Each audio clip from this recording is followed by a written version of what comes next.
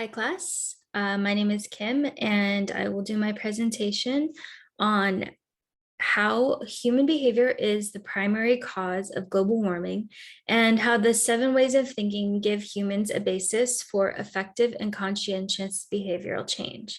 And so the 7 ways of thinking, my reasoning around it is that we can have more effective conversations, we can analyze data, we can learn from our ancestors, we can make empathetic, rational decisions, we can participate in politics, and we can believe in something more than what is just right in front of us. And I think that these give us a basis to have conversations, productive conversations for change.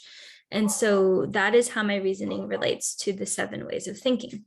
And so the reason why I care and why you should care is because if you look at the consequences of global warming, you can see that it is wrong. What we're doing is wrong. And at one point with basic human survivals, we did hunting and gathering, we found fresh water, we were more symbiotic with the earth, and we had less of a carbon footprint on the earth.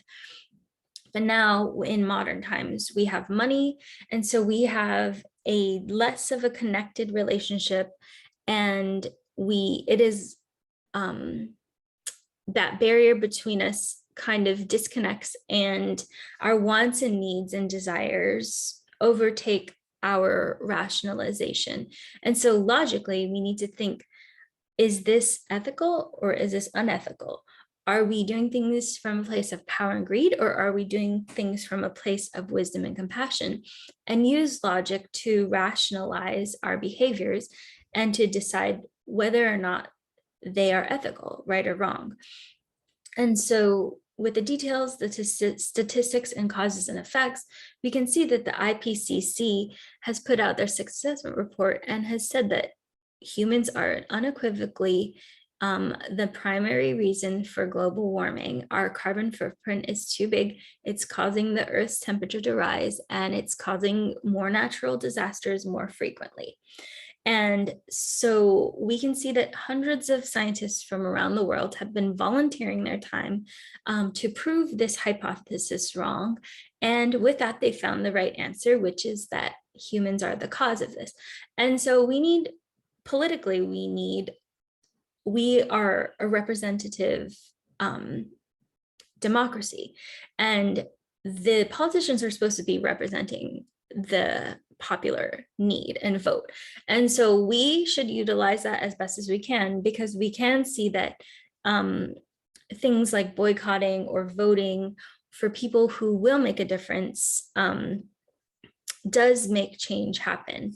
And so instead of thinking with special interest and greed, we have to think about how we can make change happen with our vote and our money, and how we vote with our money and how we vote politically. And I do have hope for the future. I have a lot of hope for the future. I think that with compassion and wisdom and awareness and being able to see the earth as a living being, a living entity, which provides us oxygen, living plants, living creatures that we are in a symbiotic relationship with. And when we can see it as something maybe more spiritual, maybe we can have more respect for the earth. And also to look at the stories and the history passed down to us and learn from our ancestors, and also create stories to pass down to our successors. Stories with a narration of how we can care for the earth and be patrons of the earth. And I think that through aesthetics, we can share art, we can share media, we can share across the internet stories and art in ways that can help change people's minds, and that can share how we feel and what we think. And I think that it can become relatable, and it can help people change their belief systems through art and media. And I think I do have hope for the trajectory of the future. Thank you so much.